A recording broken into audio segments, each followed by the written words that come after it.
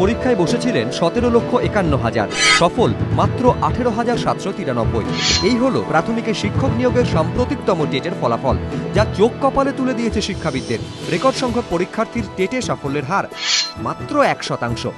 আর এরপর থেকেই রাজ্য জুড়ে টেটে চূড়ান্ত দুর্নীতি এবং স্বজন পোষণের অভিযোগে সরব পরীক্ষার্থীদের একাংশ। পরীক্ষা নিয়ে ঠিক কি অভিযোগ তাদের? একই প্রশ্নপত্রে পরীক্ষা হয়েছে 4 দফায়, এনসিটি নির্দেশিকা মানা হয়নি। পরীক্ষায় যারা উত্তীর্ণ হয়েছেন তাদের অধিকাংশই তৃণমূল নেতার ঘনিষ্ঠ। কালনা এবং উত্তর দিনাজপুরের 2 তৃণমূল বিধায়ক নিজস্ব প্যাডে পছন্দের প্রার্থীর তালিকা সুপারিশ হিসেবে পাঠান বলেও অভিযোগ। যারা টেট কোয়ালিফাই করেছে তারা হচ্ছে কোনো নেতার বাড়ির কেউ, বর্ধমানের কালনা, তার বিধায়ক হচ্ছে বিশ্বজিৎ কুণ্ডু, যার স্ত্রী সঞ্চিতা কুণ্ডু সহ 11 জন, যার গাড়ির ড্রাইভার, যার গেটকিপার সহ 11 জন যারা টেট কোয়ালিফাই করেছে। টেটটা নিয়ে বিশাল দুর্নীতি হয়েছে। একদম সম্পূর্ণ মিথ্যে। তারা প্রত্যেকেই যোগ্যতা সম্পন্ন এবং আমার বাড়ির কথা যেটি বললেন, আমার বাড়ির লোকেরা খুবই শিক্ষিত এবং শিক্ষার দিক থেকে যদি কারোর কোনো রকম সমস্যা থাকে বা বলার থাকে, তাহলে তারা হচ্ছে রাইট টু ইনফরমেশন অ্যাক্টে চিঠি করে তারা জেনে নিতে পারে তাদের যোগ্যতা আছে কি নেই। আর এটা পুরো সিপিএম এর অপপ্রচার, এ নিয়ে কোনো সন্দেহ নেই।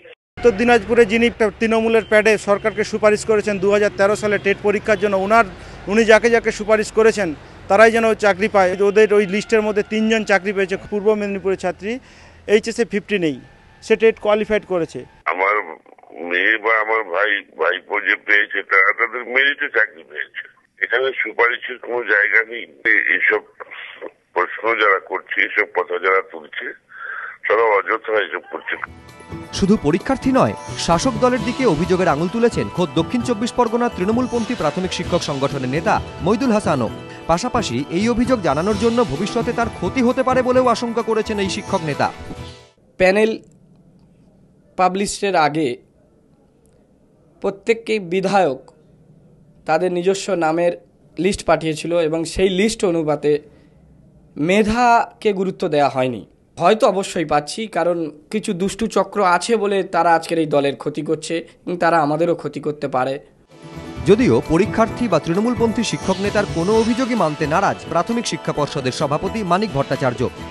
কোনো রকম কোনো জিনিস লুকোচাপা কখনোই নেই। কোনো পরীক্ষার্থীর ফর্মের সঙ্গে তো কে এমএলএর বাড়ির আর কে এমএলএর বাড়ির বাইরের এটা লেখা থাকে না, এবং যিনি এই নিয়োগপত্র পাওয়ার যোগ্য তিনি পাবেন। বাকি 50% আমরা কিন্তু মেধা ছাড়াও অন্যভাবে ভর্তি করার কোনো প্রচেষ্টা চালাইনি। পাশাপাশি পর্ষদ সভাপতির দাবি, অভিযোগ থাকলে কেউ তথ্যের অধিকার আইনের রাস্তা ধরে হাতাও দেখতে পারেন। মাননীয় শিক্ষামন্ত্রী তিনি বিধানসভায় দাঁড়িয়ে বলেছেন যে প্রত্যেকের অধিকার আছে, এই বিষয়ে তাদের যা কিছু তথ্যের প্রয়োজন তারা জানতে পারেন। একটি আরটিআই অ্যাক্ট আছে, আর দ্বিতীয় পদ্ধতি হচ্ছে আদালত।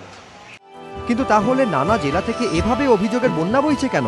পর্ষদ সভাপতির সাফাই, বাম আমল থেকে মানুষের মনে বদ্ধমূল ধারণা জন্মেছে যে শাসক দলের অনুগামী না হলে চাকরি মেলে না। সেই ধারণা মুছতে সময় লাগবে। এটা বিগত সরকারের সময়ে খুব সাংঘাতিকভাবে এই বিষয়টা সকলের মনে বসে গেছে যে দল ছাড়া আর পার্টি ছাড়া কোনো চাকরি হয় না।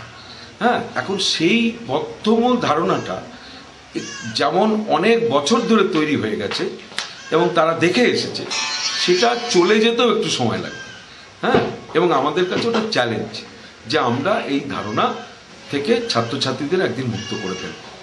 বাম আমলেও প্রাথমিক শিক্ষক নিয়োগে স্বজন পোষণের অভিযোগ উঠেছে ঝুড়ি ঝুড়ি। সে সময় কেবল দলীয় ক্যাডাররাই এই সুযোগ পেত বলে অভিযোগ তৎকালীন বিরোধীদের। কিন্তু যে তৃণমূল শিক্ষাকে স্বজন পোষণের আওতা থেকে বার করে আনার প্রতিশ্রুতি দিয়ে ক্ষমতায় এসেছিল, তাদের আমলেও ফের সেই অভিযোগ কেন? প্রশ্ন উঠছে। টেট দুর্নীতি ইতিমধ্যেই রাজ্য জুড়ে বড় ইস্যু হয়ে উঠেছে। সম্প্রতি টেট দুর্নীতির এক প্রতিবাদ সভায় অংশ নিতে দেখা গিয়েছে বিদ্যুৎজনেদেরও। এবার সরাসরি শাসক দলের বিরুদ্ধে অভিযোগের প্রেক্ষিতে সেই পারদ আরও চড়বে বলেই মনে করছে সংশ্লিষ্ট মহল। অরিত্রিক ভট্টাচার্য ও রানা দাস, এবিপি আনন্দ।